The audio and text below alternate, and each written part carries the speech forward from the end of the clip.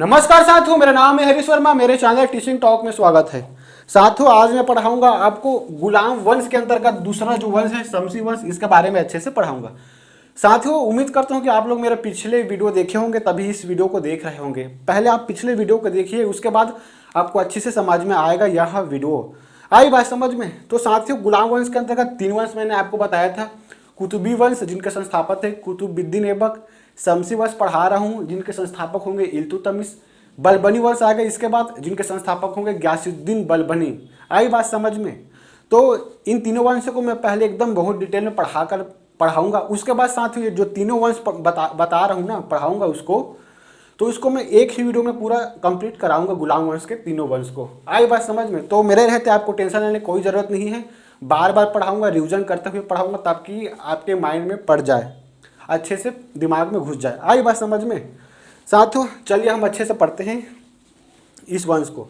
तो सबसे पहले मैं रिकॉल कराना चाहूँगा कि 1210 में कुतुबुद्दीन ऐबक की मृत्यु हो जाती है घोड़े के गिरने से। आई बात समझ में? उसके बाद साथियों, लाहौर की गद्दी जो उस समय राजधानी थी कुतुबी वंश के, उस समय लाहौर की गद्दी पर उनके बेटे आराम शाह को राजा बनाया जाता है, मतलब सुल्तान बनाया जाता है, शासक बनाया जाता है। लेकिन नाम से ही स्पष्ट है आराम शाह, तो इनकी कार्यशैली ही आराम थी। ठीक है, अकुशल था ये शासक, बहुत ज़्यादा अकुशल था, अयोग्य था। जनता के हित के लिए तुर्क सरदारों की महत्वाकांक्षाओं की पूर्ति नहीं कर पा रहे थे। ठीक है, तो उस समय के स्थानीय जनता, स्थानीय सरदार इनसे काफ़ी नाराज चल रहा था। जब आराम शाह गद्दी पर बैठता है लाहौर में, तो उस समय एक इल्तुतमिश का नाम आता है, इल्तुतमिश। ठीक है, साथियों, जिस समय लाहौर के गद्दी पर आराम शाह बैठा रहता है, उस समय बदायूं के सूबेदार इल्तुतमिश रहता है। ठीक है, तो बदायूं में इल्तुतमिश सूबेदार के तौर पर कार्य कर रहे थे। जब दिल्ली के तुर्क सरदारों को और वहाँ की स्थानीय जनताओं को इनकी कार्यशैली, इनकी योग्यता के बारे में अच्छे से पता चला ना, तो इनको एक आमंत्रण पत्र भेजा। ठीक है, कि दिल्ली की गद्दी पर बैठने के लिए, दिल्ली का सुल्तान बनाने के लिए इल्तुतमिश को आमंत्रण पत्र भेजा।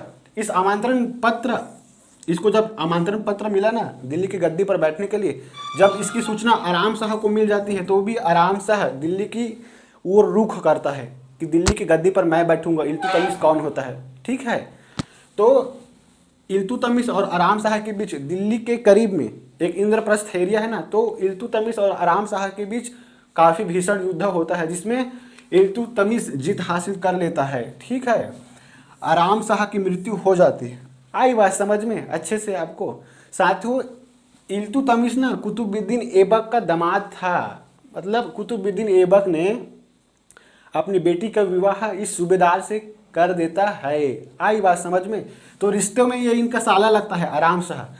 लेकिन राजनीति में पावरफुल इंसान बनने के लिए परिवार भी रोड़ा आता है, तो उसको मिटा दिया जाता है। आज के वर्तमान राजनीति में आप देख रहे हो, तो उस समय का ये तो मुस्लिम शासक था, ये शासक राजा बनने के लिए कुछ भी कर देते थे। आई बात समझ में? तो इल्तुतमिश जीजा था आराम शाह का, तो इस जीजा के बारे में हम पढ़ते हैं। ठीक है, तो शमसी वंश की स्थापना इल्तुतमिश करते हैं, इल्तुतमिश आराम शाह को मारने के बाद। ठीक है, तो मैंने ऐसे कंटेंट को आपके सामने प्रोवाइड कर रहा हूं जो एग्जाम में पूछा जा सकता है और कई बार पूछा भी जा चुका है। ठीक है, वाइपम में भी पूछा जाएगा और कंपटीशन एग्जाम के हर एग्जाम में पूछा जा सकता है, खासकर पीएससी में, यूपीएससी में। आई बात समझ में? साथियों, मेरे साथ जुड़िए, मैं आपको पूरा सिलेबस कंप्लीट करा के दूंगा। तो आइए हम देखते हैं एक एक करके कंटेंट। ठीक है, पहला कंटेंट है आराम शाह को मारकर दिल्ली की गद्दी पर बैठा। मैंने आपको बताया ना, भीषण युद्ध हुआ दोनों के बीच इंद्रप्रस्थ में, और अंततः आराम शाह मारा गया और जीजाजी जीत गए, इल्तुतमिश। आई बात समझ में? साथियों, ये वास्तविक संस्थापक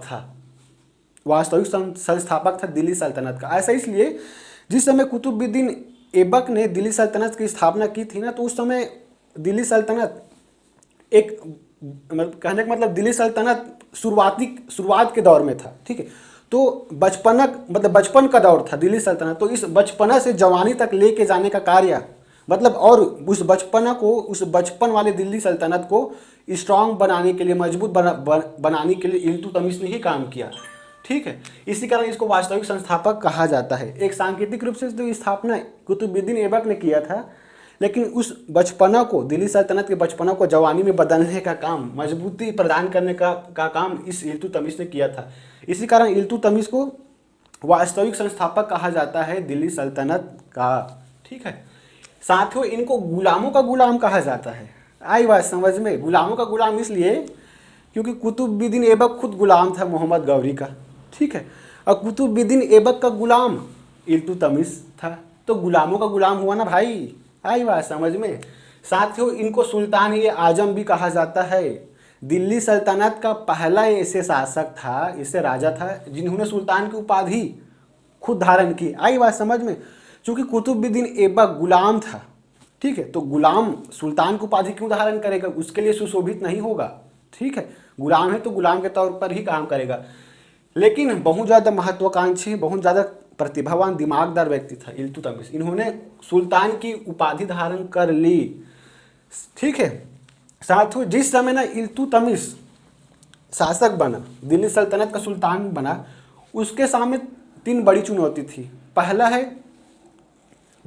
हम देखेंगे आंतरिक सुरक्षा, दूसरा बाहरी सुरक्षा, और तीसरा है अपने लोगों को कैसे खुश रखा जाए। आई बात समझ में? तो साथियों पहला चुनौती क्या थी?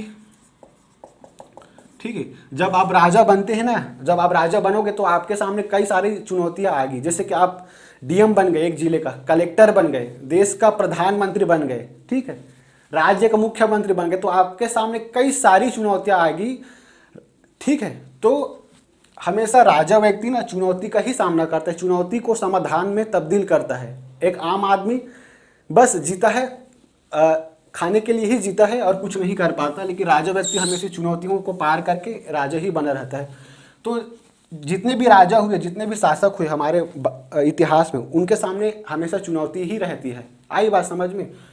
तो इनके सामने क्या क्या चुनौती थी, सबसे पहले देखेंगे आंतरिक चुनौती। आंतरिक चुनौती क्या थी? तो आंतरिक चुनौती के अंतर्गत हम देखेंगे कि जिस समय इल्तुतमिश दिल्ली के सुल्तान बने ना, तो उस समय एक बचपना का दौर था दिल्ली सल्तनत का, तो उसको जवानी में बदलने के लिए, उसको मजबूती प्रदान करने के लिए इनके सामने चुनौती थी। तो इनको मजबूती प्रदान करना एक चुनौती थी। तो मजबूती प्रदान कैसे किया? तो इनके जो देखो मजबूती प्रदान कैसे किया, ठीक है, तो इन्होंने 40 गुलाम सरदारों की संगठन बनाया, जिसे तुर्कान चिहालगामी कहते हैं। जो 40 जो योग्य सरदार थे ना, उनको विभिन्न पदों में स्थापित किया, नियुक्त किया, ताकि दिल्ली सल्तनत को एक मजबूती प्रदान किया जाए। ठीक है, एक अकेला राजा, एक अकेला इल्तुतमिश दिल्ली सल्तनत को मजबूती प्रदान नहीं कर सकता। एक अकेला प्रधानमंत्री, एक अकेला मुख्यमंत्री देश को, राज्य को संचालित नहीं कर पाएगा। इसी कारण बहुत सारे मंत्री भी होते हैं, बहुत सारे सीनियर अधिकारी होते हैं जो देश को, राज्य को संचालित करने में अपना अहम भूमिका निभाता है। तो इन्होंने सबसे पहले क्या किया? इल्तुतमिश ने दिल्ली सल्तनत को मजबूती प्रदान करने के लिए 40 योग्य सरदारों को नियुक्त किया विभिन्न पदों पर, ताकि बचपना से जवानी में बदल सके दिल्ली सल्तनत को। आई बात समझ में? दूसरी चुनौती क्या थी साथियों? सामंतवाद। ठीक है, अब सामंतवाद आप पहली बार सुने होंगे, कई लोग सुने होंगे, लेकिन इसकी परिभाषा पता नहीं होगा।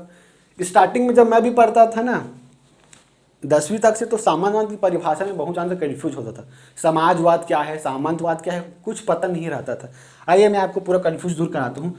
ठीक है, सामंतवाद क्या होता है? छोटे छोटे क्षेत्रों में ना, छोटे छोटे बहुत बड़े क्षेत्रों में एक भूमि पर कब्जा करके बैठे रहते हैं। मतलब एक तौर से एक राजा के तौर पर काम करते हैं। भले राजा नहीं है, लेकिन उस क्षेत्र में वह राजा की भांति कार्य करता है। जैसे मैं आपको उदाहरण देकर बताऊंगा, छोटे छोटे राजा, एक्चुअल में छोटे राजा है सामंतवाद। ठीक है, जैसे कि यूपी में एक कुंडा क्षेत्र है, कुंडा का विधायक कौन है? राजा भैया। ठीक है, राजा भैया। भले देश को संचालित करने के लिए, चलाने के लिए संविधान है, नियम कानून है, लेकिन इस कुंडा क्षेत्र में इस राजा भैया का ही चलता है। ठीक है, उसका हर एक बोली, वचन, एक कानून की तरह वहाँ क्रियान्वित होता है, इम्प्लीमेंट होता है। तो इससे क्या स्पष्ट होता है, इस छोटे से क्षेत्र में कुंडा के भूभाग पर इन्होंने कब्जा करके रखा है राजा भैया ने। आई बात समझ में? तो सामंतवाद का ही अर्थ होता है, ठीक है, भूभाग पर कब्जा कर लेना और उसी के अंतर्गत ही काम करना, उसी का ही चलना उस क्षेत्र में, यही सामंतवाद। तो यूपी के क्षेत्र में बहुत बड़ा सामंतवाद, बहुत ज़्यादा प्रचुर मात्रा में, बहुत बड़े लेवल में सामंतवाद प्रचलित था।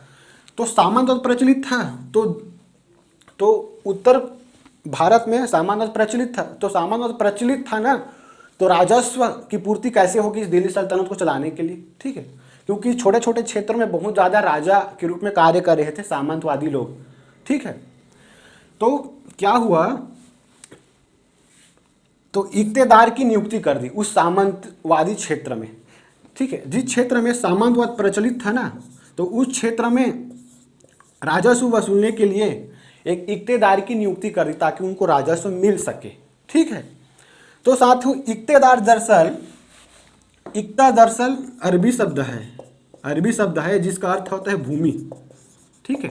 तो भूमि से राजस्व वसूलने के लिए सामंतवादी से इक्तेदार की नियुक्ति करी गई, जिसे इक्ते प्रणाली कहा जाता है। आई बात समझ में? तो सामंतवादी लोगों ने छोटे छोटे क्षेत्र में राजा की तरह काम करने लग गए और उस क्षेत्र को अपने अंडर में कर लिए थे। तो राजस्व वसूली के लिए, दिल्ली सल्तनत को चलाने के लिए राजस्व की जरूरत पड़ेगी ही ना। तो उस राजस्व की वसूली के लिए दरअसल इक्ता प्रणाली की शुरुआत इन्होंने की थी, इक्तेदार की नियुक्ति करके। बस आप इतना से समझना। आई बात समझ में? एक बाहरी चुनौती भी है, ठीक है। बाहरी चुनौती के तौर पर क्या है बाहरी चुनौती?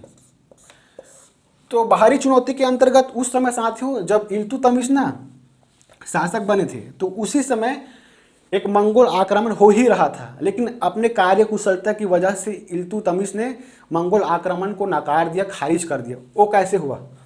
एक क्षेत्र है मध्य एशिया में, ख्वारिज्म क्षेत्र और मंगोल क्षेत्र। तो ख्वारिज्म के शासक कौन थे? जलालुद्दीन मांग बरनी, ठीक है। मंगोल के शासक कौन थे? तो चंगेज खा ऐसा क्रूर और निर्दयी शासक हुए, राजा हुए, सेनापति हुए, आप जिस भी शब्द से संबोधित किए, वो बहुत ज़्यादा क्रूर था। मतलब जहाँ भी जाते थे खून की नदियाँ बहा ही देते थे। मतलब उसके लिए इंसान कीड़े मकोड़े की तरह ही है, ठीक है, उसको कुचल देते थे। इतना भयानक तरीके से वो चंगेज खान कार्य करते थे अपने साम्राज्य के विस्तार के लिए, ठीक है। जब इनका सामना, चंगेज खां के सामना जलालुद्दीन मांग बरनी से हो रहा था ना, तो जलालुद्दीन मांग बरनी भागते भागते भारत की सीमा में घुस गए और इल्तुतमिश से इन्होंने सहायता लेना शुरू कर दिया। मतलब सहायता की मांग की कि आप मुझे शरण दो करके, ठीक है। अब इल्तुतमिश राजा था, ठीक है, तो राजा की भांति ही सोचेगा वो, ठीक है। एक राजा व्यक्ति हमेशा धर्म और जाति से ऊपर उठकर ही सोच करता है, डिसीजन लेता है। जलालुद्दीन मांग बरनी खुद एक मुसलमान था, ठीक है, और इल्तुतमिश भी मुसलमान था। तो जलालुद्दीन मांग बरनी बहुत दिमाग से तेज था। अगर मैं उसको धर्म के नाम पर उलझाऊंगा ना, तो शायद ये मेरे जाल में फंस जाए इल्तुतमिश और मुझे शरण दे दे, ठीक है। तो इन्होंने ये कहा कि आप भी मुसलमान, मैं भी मुसलमान। एक मुसलमान का क्या कर्तव्य है कि एक दूसरे मुसलमान की सहायता करना।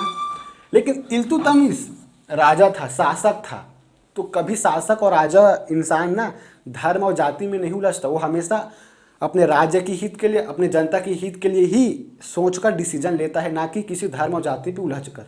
तो इन्होंने इसको मना कर दिया जलालुद्दीन मांग बरनी को अपने यहाँ शरण देने के लिए। अगर यह धर्म के नाम पर उलझ जाता कि मेरा मुसलमान भाई है जलालुद्दीन मांग बरनी, शरण दे देता दिल्ली में, तो 100% चंगेज खां दिल्ली पर आक्रमण करते, ठीक है, और दिल्ली सल्तनत की अस्तित्व को ही समाप्त कर देते। शायद तक इल्तुतमिश और भारत के बहुत बड़े भूभाग पर कब्जा कर लेते, भारतीय इंसानों को ही खत्म कर देते। आई बात समझ में? तो इल्तुतमिश जो योग्य था ना, वो तो तुर्क सरदारों ने, दिल्ली के तुर्क सरदारों ने पहले ही भांप चुका था। इसी कारण तो उसको दिल्ली सल्तनत का, दिल्ली का सुल्तान बना दिया ना। तो इसके अंतर्गत 3 चुनौतियां क्या थी? मोटे तौर पर 2 चुनौती थी, आंतरिक चुनौती और बाहरी चुनौती। आंतरिक चुनौती के अंतर्गत क्या था? दिल्ली सल्तनत को मजबूती प्रदान करना, ठीक है, सामंतवाद से छुटकारा पाना ताकि राजस्व की वसूली हो सके, बाहरी चुनौती के अंतर्गत क्या था कि बाहरी मतलब मंगोल आक्रमण से बचाना। आई बात समझ में। तो 40 गुलाम सरदारों की एक संगठन था जिसे तुर्कान ए चहालगामी कहा जाता है। इसको बहुत सारे एग्जाम में पूछा जा चुका है, खासकर CGPSC मेंस में। ठीक है, प्रशासन में कुशलता लाने के लिए एकता प्रणाली की शुरुआत की।